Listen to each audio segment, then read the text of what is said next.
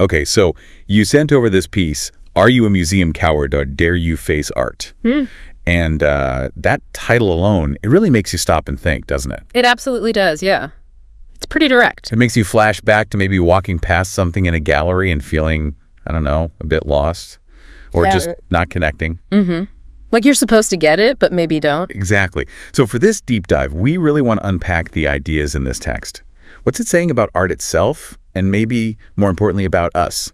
How we look at it, how we engage. Right, and it poses that central question, about facing art. It kind of nudges you to consider your own approach. Are you open or hesitant? Yeah. And the other thing you mentioned was this surprising link it makes later on, something about innovation.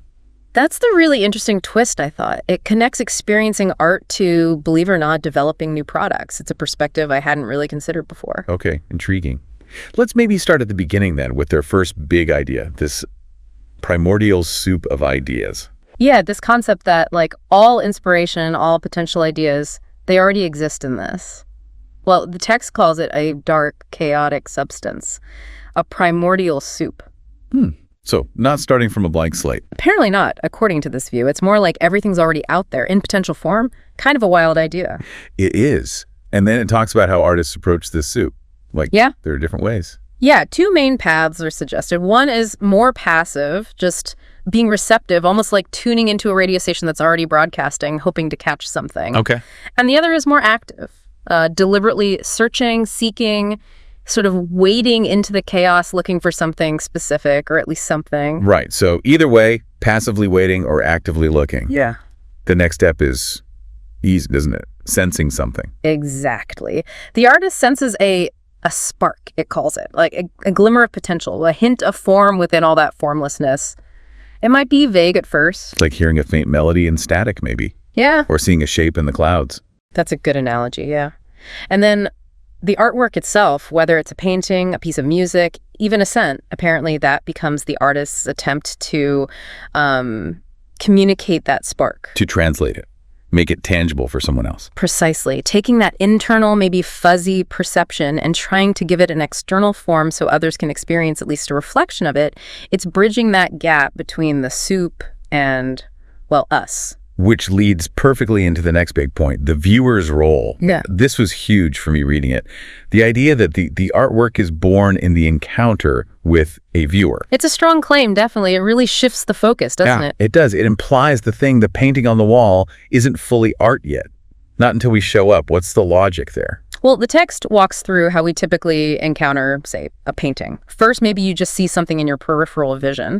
Then you might label it, okay, that's a painting. Then you might look closer, notice the colors, the shapes, maybe the subject, objective details. And maybe have an instant reaction, like it, don't like it, reminds me of something. Exactly. But according to this piece, that's still just observation. You're seeing a painting, but it hasn't become artwork for you yet. So what triggers that transformation, that qualitative leap they mention? That leap happens, the text argues, in the meeting with the receptive viewer's mind. It needs more than just looking. It needs engagement, active participation from our side.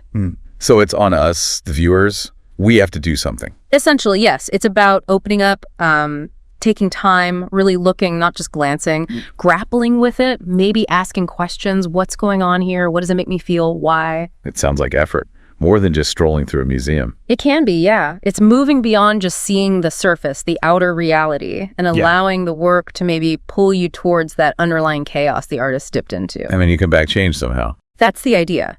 You engage with the work, let it provoke you or resonate with you, maybe connect with that initial spark the artist trying to capture.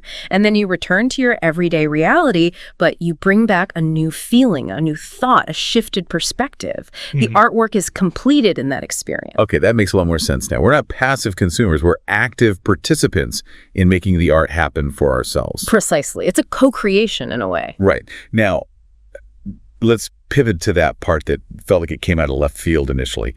The PS from the wilderness of innovation. Ah, yes, the innovation parallel. Comparing how we face art to product development phases. Yeah. How does that connection even work? It seems like such different worlds. It does seem like a stretch at first glance, I agree. But think about the core idea. Both involve encountering something new, something that might not fit neatly into how we already think or feel. Okay. I can sort of see that. Novelty, challenge. Exactly. So the text lays out these 6 levels of innovation. Let's run through them quickly. Level 1 is incremental changes. Right, the small stuff, like making your phone battery last, 10% longer? Minor improvements? Yep, simple tweaks. Then level 2 is adaptive innovation, taking something that exists and adjusting it for a specific use or market. Like, the example was a rugged smartphone. It's still a smartphone, just tougher for, say, construction sites. Got it. Adapting the existing form. Level 3 is evolutionary innovation. This is a bigger step up, function-wise. Like regular TVs becoming smart TVs. Still a TV, but does a lot more, connects to the internet, runs apps. Perfect example. Then level 4 gets more disruptive, revolutionary innovation. This is where things really change, right? Yeah. Like the invention of the smartphone itself, replacing basic mobile phones, a whole new category, really. It's a game changer, yeah. And then level 5, radical innovation. This is about fundamentally new products or technologies that create entirely new markets. Like the internet, or maybe the first personal computers, things that didn't exist before in that way. Exactly. Huge shifts. And finally, at level 6, paradigmatic innovation. This is the biggest shift. It changes our fundamental thinking, our entire approach. The example was streaming services replacing video stores and physical media. It completely altered how we access and think about entertainment. Right, a total paradigm shift. Okay, I see the levels of innovation. But how does this map onto looking at a painting? Well, think about how you might engage with art. You could have an incremental engagement, just noticing the colors, the basic subject. Very surface level. Okay, yeah, like the battery life improvement. Not much change in me. Or maybe an adaptive approach. You seek out art that fits your existing tastes, art that feels comfortable and familiar, adapting it to your current reality. Like the rugged phone still within my comfort zone, just slightly different. Then maybe you encounter a piece that represents an evolutionary step for you. It pushes your understanding a bit, introduces a new style or idea within a framework you generally recognize. Like moving from traditional landscapes to maybe Impressionism. Still recognizable, but a different way of seeing. Good one. But then you get to the revolutionary encounter. A piece of art that genuinely challenges you, maybe makes you uncomfortable, forces you to see things in a completely new way. It overturns your expectations. Like maybe seeing abstract expressionism for the first time. Doesn't look like anything familiar. It feels like a different language. Exactly. That could be a revolutionary moment in your art engagement. And potentially there's the radical or even paradigmatic encounter art that fundamentally shifts your entire understanding of what art is or what it can do. It changes your personal paradigm. Wow. Okay. Framing it like that. Yeah. It actually makes a lot of sense. It maps our potential reactions or our readiness to engage. That's the core idea. It's a way to think about our own art maturity, as the text kind of hints. Are we comfortable staying at the incremental or adaptive levels? Or are we willing or even seeking those more revolutionary or paradigm-shifting encounters, even if they're harder? Right. Even if they challenge us or take more effort to grapple with. Which loops right back to that final, very direct question the piece leaves us with. From which level are you ready to engage with art and let it interact with your reality? Yeah. It's really asking you to assess yourself, isn't it? Yeah. Where do you stand? It is. It's an invitation for some self-reflection. No judgment necessarily, but just awareness. Are we okay with art being just a pleasant background, the incremental change? Or are we open to letting it be something more profound, more challenging, something potentially radical? And willing to face that potential discomfort or confusion that might come with engaging at those deeper levels? The piece also briefly mentions this could even apply to art history, like artistic movements themselves represent these different levels of innovation compared to what came before. Absolutely. You see clear periods of revolutionary or paradigmatic shifts, think of Cubism, or Dada, that completely broke from tradition, followed by periods where those ideas are explored and refined, more evolutionary perhaps. So it's not just about our personal reaction, but maybe understanding the art itself within this kind of framework. Is this piece asking for an incremental engagement? Or is it demanding a revolution in my thinking? That's a great way to put it. It reframes difficulty. Instead of, I don't get it, maybe this is asking for a level 5 engagement, and maybe I'm currently more comfortable at level 2 or 3. Right. It gives you a different way to think about why some art resonates immediately and other art feels alienating, maybe. Yeah.